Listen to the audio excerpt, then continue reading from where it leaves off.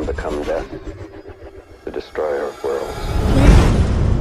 जे Robert Oppenheimer इस दुनिया में पैदा हुए सभी इंपॉर्टेंट साइंटिस्टों में से एक ये भी है। इन्हें आज तक एक भी नोबेल प्राइज नहीं मिला, लेकिन किसी और नोबेल प्राइज साइंटिस्ट से भी ज्यादा इन्होंने पूरी दुनिया को बदल दिया। अगर देखा जाए तो कुछ ज्यादा ही बदल दिया। इनके लीडरशिप में 20वीं शताब्दी के बेस्ट साइंटिस्टों के साथ मिलकर के वर्ल्ड वॉर 2 का पूरा नक्शा बदल के रख दिया गया था, दुनिया का सबसे पहला एटॉमिक बम बना करके, जिससे कि ओपनहाइमर बन गए थे the father of atomic bomb. Oppenheimer का जन्म 22 अप्रैल 1904 में न्यूयॉर्क की एक ज्यूइश फैमिली में होता है। वो सिर्फ 23 साल के होते हैं जब उन्होंने अपनी पीएचडी कंप्लीट कर ली थी। वो उस टाइम के वन ऑफ द बेस्ट साइंटिस्टों में से एक थे और उनका कंट्रीब्यूशन होता है कई सारी नई डिस्कवरीज करने में। बट जब ओपनहाइमर अपनी पीएचडी 1927 में यूनिवर्सिटी ऑफ गॉटिंगन से कर रहे होते हैं, वहीं पर उनकी मुलाकात उन्हीं की तरह एक शार्प माइंडेड साइंटिस्ट हैंसेनबर्ग से होती है। और किसको पता था ये दोनों साइंटिस्ट एक दूसरे के दुश्मन बन जाएंगे अपने अपने देश के लिए सबसे पहला एटॉमिक बम बनाने के लिए। 1 सितंबर 1939 जर्मनी पोलैंड के ऊपर हमला कर देता है ताकि वो उसके ऊपर अपना कब्जा कर सके। इस चीज को देख करके फ्रांस और ब्रिटेन जर्मनी के ऊपर हमला कर देते हैं। जर्मनी को कमजोर देख करके सोवियत यूनियन जर्मनी के साथ आ जाता है और बाकी सारे देशों के खिलाफ लड़ाई करना चालू कर देता है। और यहाँ से शुरुआत होती है वर्ल्ड वॉर 2 की। अब जो पैसे वाले रिच लोग होते हैं वो जर्मनी छोड़ के भागना स्टार्ट कर देते हैं, क्योंकि जर्मनी के ऊपर बिना बताए कभी भी हमला हो सकता था। चाहे वो डॉक्टर हो, इंजीनियर हो या फिर साइंटिस्ट हो, सभी के सभी अपनी जान बचाने के लिए बाकी सारे देशों में जाना स्टार्ट कर देते हैं। और इन्हीं साइंटिस्टों में से एक एल्बर्ट आइंस्टाइन होते हैं जो कि जर्मनी छोड़ करके यूएसए चले आते हैं। अब इन सभी लोगों का जर्मनी छोड़ने का कारण सिर्फ वॉर ही नहीं होता, वो अपने देश के लोगों के ऊपर अत्याचार करना स्टार्ट कर देता है। जर्मनी में हिटलर ने कसम खा ली थी कि वो अपने देश में एक भी ज्यूइश की प्रजाति को जिंदा नहीं रहने देगा। वो उन सभी लोगों के ऊपर जानलेवा टेस्ट करना स्टार्ट कर देता है। बिना सुनने के वो उन लोगों के शरीर के अंग निकाल देता है। एक जिंदा ज्यूइश को जहरीली गैस चैम्बर में डाल करके सड़ने के लिए छोड़ दिया करता था। जब उसके पास पावर थी तो वो अपने देश के लोगों का ये हाल कर रखा था, तो अगर उसके पास न्यूक्लियर वेपन की पावर आ जाती तो वो पूरी दुनिया का क्या हाल करता। और इसी चीज का डर था एल्बर्ट आइंस्टाइन को, जो कि अमेरिका पहुंचते ही यूएसए के प्रेसिडेंट को एक पत्र लिखते हैं जिसमें कि वो बताते हैं Adolf Hitler nuclear weapon program पे भी काम कर रहा है ताकि वो दुनिया का सबसे पहला एटॉमिक वेपन बना सके। जिसके बाद अमेरिका के प्रेसिडेंट फ्रैंकलिन डी रोजवेल्ट के मन में भी ये बात पहुंचती है कि उन्हें भी न्यूक्लियर वेपन बनाने की रेस में जुड़ जाना चाहिए। लेकिन अभी तक अमेरिका की एंट्री वर्ल्ड वॉर 2 में नहीं होती है, जिसकी वजह से मैटर इतना सीरियस नहीं होता है जितना उसे होना चाहिए था। 7 दिसंबर 1941 जापान एक बहुत बड़ी गलती कर बैठता है यूएस की मिलिट्री बेस पर्ल हार्बर के ऊपर अटैक कर। यहाँ से मैटर और भी ज्यादा सीरियस हो जाता है और रोजवेल्ट 1942 की शुरुआत में ही एटॉमिक बम की रिसर्च की परमिशन दे देते हैं कि अब कैसे न कैसे करके दुनिया का सबसे पहला एटॉमिक बम यूएस में ही बनना चाहिए। और इस प्रोजेक्ट का नाम होता है द मैनहट्टन प्रोजेक्ट।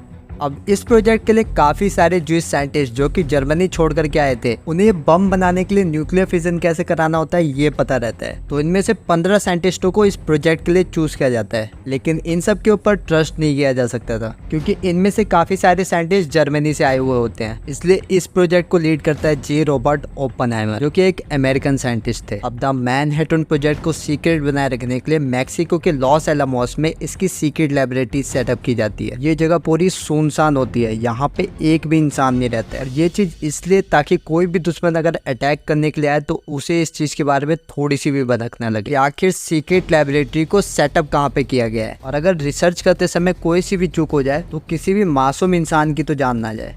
ओपनहाइमर ने इस प्रोजेक्ट के लिए ये अंदाजा लगाया था कि उन्हें इस प्रोजेक्ट के लिए 8 से 10 साइंटिस्ट मिलेंगे, कुछ इंजीनियर मिलेंगे या फिर कुछ टेक्नीशियन मिलेंगे। लेकिन रोजवेल्ट को रिसर्च नहीं बल्कि कैसे न कैसे करके एटॉमिक बम के रूप में रिजल्ट चाहिए था और इसीलिए उन्होंने ओपनहाइमर को 764 साइंटिस्ट दिए, जिसमें से सिर्फ 302 साइंटिस्ट लॉस एलामोस के लेबोरेटरी में काम कर रहे थे। लेकिन अगर देखा जाए तो 6 लाख साइंटिस्ट इस प्रोजेक्ट पे काम कर रहे थे और इसी से पता चलता है कि ये रिसर्च अमेरिका के लिए कितनी ज्यादा सीरियस थी।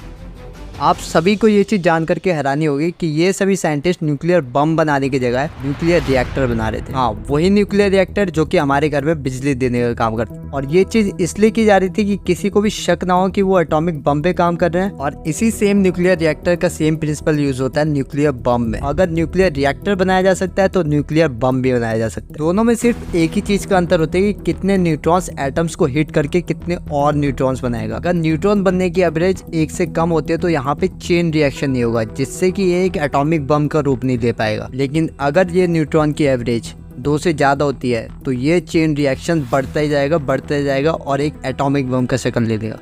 अब 16 जुलाई 1945 दुनिया के सबसे पहले एटॉमिक बम की टेस्टिंग का दिन आ जाता है और इस टेस्टिंग को कहा जाता है ट्रिनिटी टेस्ट। इस विनाशकारी बॉम्ब की टेस्टिंग तय की जाती है सुबह 4 बजे, लेकिन वेदर कंडीशन खराब होने की वजह से इसे 5:30 बजे छोड़ा जाता है। इस बॉम्ब के ब्लास्ट होते ही चारों तरफ रोशनी के अलावा कुछ भी नहीं दिखता। सिर्फ 6 किलो प्लूटोनियम 25,000 TNT के बराबर का धमाका करता है। पूरे न्यू मैक्सिको में इतना ज्यादा उजाला होता है कि इस दिन पे कहा जाता है कि वहाँ के लोगों ने 2 बार सूरज को उगते हुए देखा था और इससे पैदा हुई हीट न्यू मैक्सिको की मिट्टी को शीशे का बना देती है और इस चीज को ट्रिनिटाइड भी कहा जाता है। इससे पैदा हुए भूकंप को 160 किलोमीटर तक महसूस किया जाता है और इससे बना हुआ मशरूम क्लाउड 12 किलोमीटर तक की ऊंचाई तक जाता है। इस टेस्ट के सक्सेसफुल हो जाने के बाद ओपनहाइमर को लगता है कि उन्होंने किस बर्बादी को जन्म दे दिया। इस वेपन में मानव सभ्यता को एक चुटकी में मिटा देने की पावर थी। वो इस बर्बादी को देख करके बहुत ही ज्यादा डिप्रेशन में चले जाते हैं, जिसके बाद उन्हें भागवत गीता का सार मिलता है, जिसको पढ़ने के लिए वो संस्कृत तक सीखते हैं और एक इंटरव्यू में वो अपने सिचुएशन से रिलेटेड एक गीता का श्लोक सुनाते हैं। दरअसल महाभारत के टाइम पे अर्जुन भी कंफ्यूज हो जाते हैं कि मैं ये क्या कर रहा हूँ, क्यों कर रहा हूँ, ये सब तो मेरे सगे संबंधी है, मैं इन सब को मार के आखिर क्या ही पालूं, राजपाट धन दौलत, लेकिन ये सब तो मुझे चाहिए ही नहीं, तो आखिर मैं ये सब क्यों कर रहा हूँ। इस चीज पर श्री कृष्ण जी समझाते हैं कि तुम अपना कर्म करो,